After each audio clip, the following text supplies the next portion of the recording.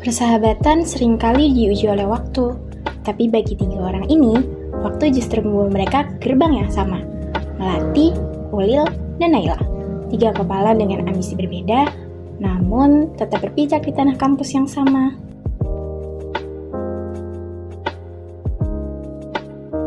Ini Melati, mahasiswa hukum yang terbiasa membedah pasal.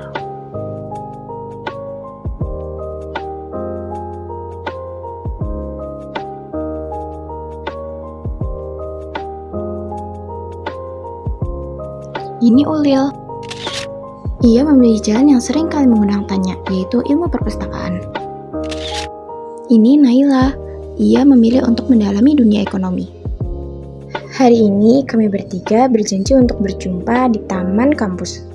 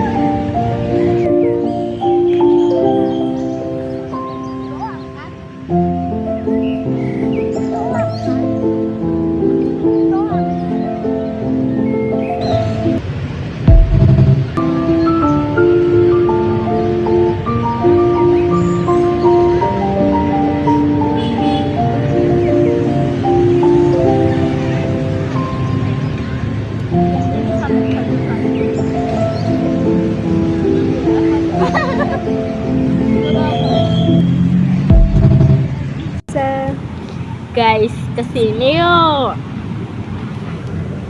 Bagus tuh tempatnya. Ayo. Kapan? Aku weekend ini bisa sih. Aduh, kalau weekend ini aku nggak bisa. Lagi banyak tugas dikejar deadline. Maaf ya. Emang tugasnya anak itu ngapain aja sih? Cuma nata buku doang kan? Iya kan? Iya nggak salah sih, tapi nggak benar juga. Buku tuh kan ada banyak. Kalau natanya asal-asalan juga pasti berantakan. Ya kan sama aja tetap nata buku. Ya, gini deh. Di perpus tuh kan bukunya ada banyak tuh ya. Nah, kalau ditatanya asal-asalan, kalian bingung nggak nyarinya? Ya bingung sih. Nah itu. Ya kan cuma nata buku doang. Anak SD juga bisa kali. Ih, jangan gitu ah. Ya gimana ya, sebenarnya ilmu perpustakaan tuh enggak yang segampang itu juga. Kita juga banyak kok yang dipelajarin, gak cuma nata buku, ada codingan juga, terus ada klasifikasi. Kita harus tahu tuh isi buku tuh apa biar kita bisa naruh buku itu sesuai di raknya. Tapi kan ujung-ujungnya juga tetap nata buku doang kan? Ya udah deh, mending kalian ikut aku aja ke perpus. Biar aku kasih lihat gimana sebenarnya.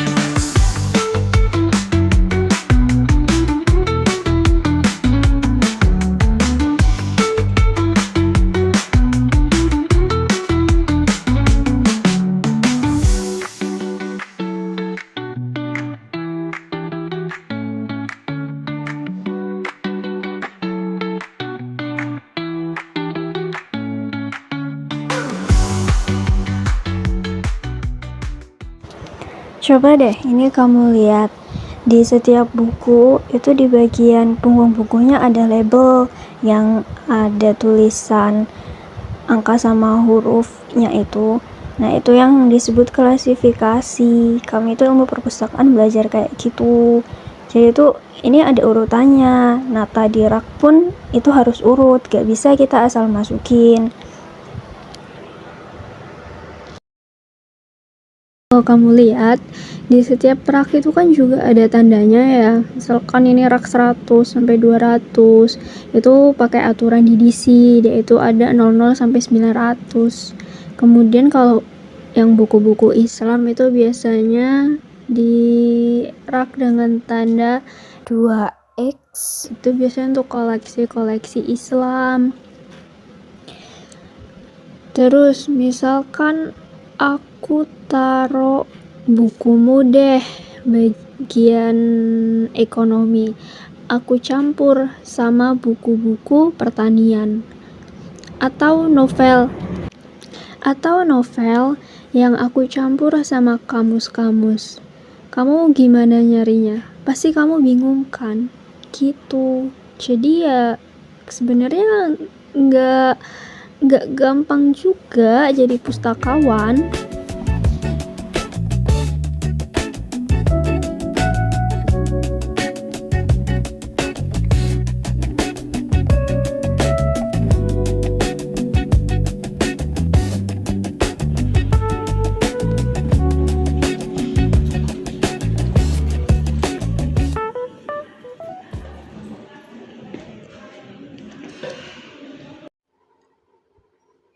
Emangnya ilmu perpustakaan belajar apa aja sih? Iya deh, aku pengen tahu matkul-matkulnya ada apa aja. Banyak kok yang dipelajari. Bentar deh, aku tunjukin kurikulumnya.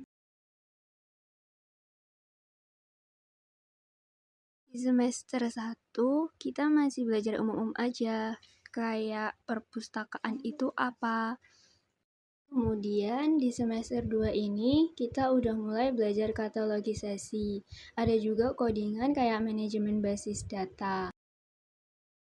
Terus kita juga belajar bahasa Jawa, di mana kita benar-benar disuruh baca aksara Jawa. Di sini itu jujur di sini aku ngerasa kesulitan banget, struggle banget karena itu masih baru banget buat aku. Semester 3 ini codingan juga masih ada kayak desain web, terus klasifikasi kayak yang aku kasih tahu tadi tentang label buku. Itu di semester 3 kita belajar klasifikasi. Di semester 4 di sini ada manajemen terbitan berseri, katalogisasi literasi aksara Jawa.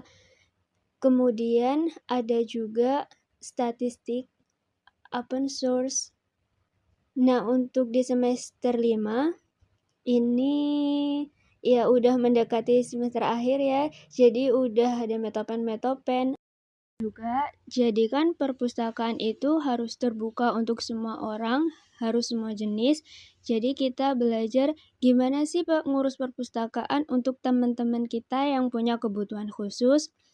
Terus kita juga di semester 5 ini belajar tentang ada namanya dokumentasi budaya lokal. Jadi kita di perpustakaan tuh kan koleksinya gak cuma buku-buku tercetak ya, tapi ada juga foto. Nah, jadi kita harus belajar gimana caranya ngedokumentasin budaya-budaya lokal yang ada agar informasinya tetap terjaga. Dan di semester 6 itu kita ada skriptorium, ini juga tentang aksara Jawa juga, manuskrip gitu. Kemudian ada masyarakat digital, teknologi media, di mana di situ kita belajar tentang teknologi, gimana caranya pustakawan itu mempromosikan perpustakaan melalui media digital. Jadi seperti itu. Berarti banyak juga ya ada IT dan praktik-praktiknya, nggak cuma teori. Ya kan, lumayan kompleks juga.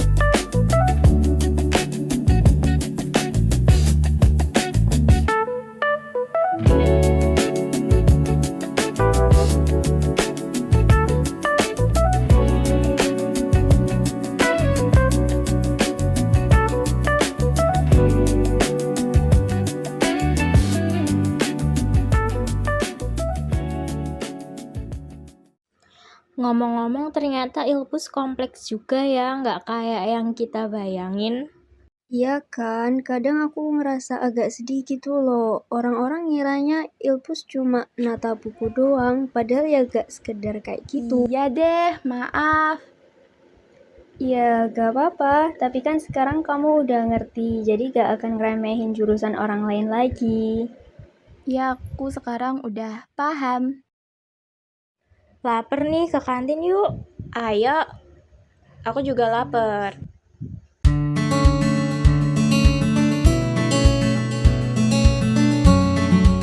Mungkin kita sering terjebak pada apa yang terlihat di permukaan. Sebuah gedung sunyi, rak-rak kayu yang berjajar, dan ribuan lembar kertas yang diam.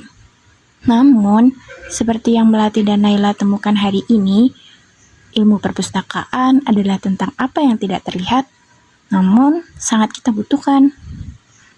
Di dunia yang bergerak secepat kilat, di mana informasi mengalir tanpa henti, hingga kita seringkali tersesat, ilmu perpustakaan hadir sebagai kompas.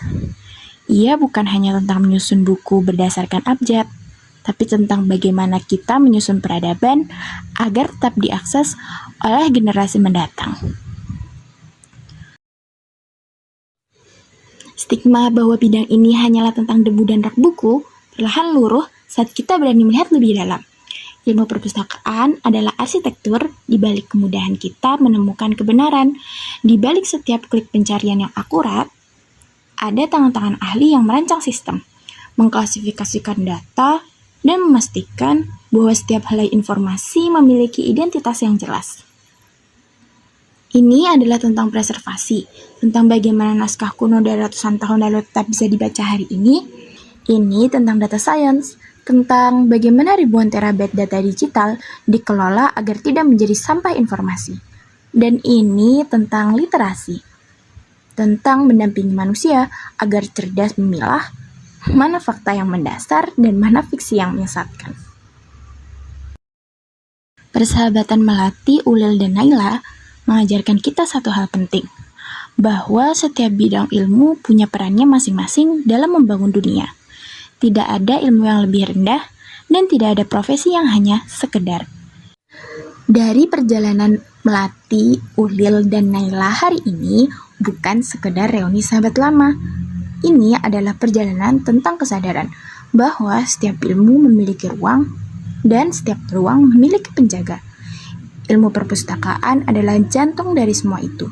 Ia adalah memori kolektif manusia. Tanpanya ilmu pengetahuan hanya akan menjadi sejarah yang terlupakan. Jadi, jangan lagi bertanya, apa sulitnya menata buku? Tapi mulai bertanyalah, akan jadi apa dunia ini tanpa mereka yang menjaga pengetahuannya? Mari kita mulai menghargai setiap baris informasi, setiap lembar arsip, dan setiap detik yang dihabiskan untuk merawat peradaban. Karena di tangan seorang pustakawan, masa lalu tetap terjaga, dan masa depan punya peta yang jelas untuk dituju.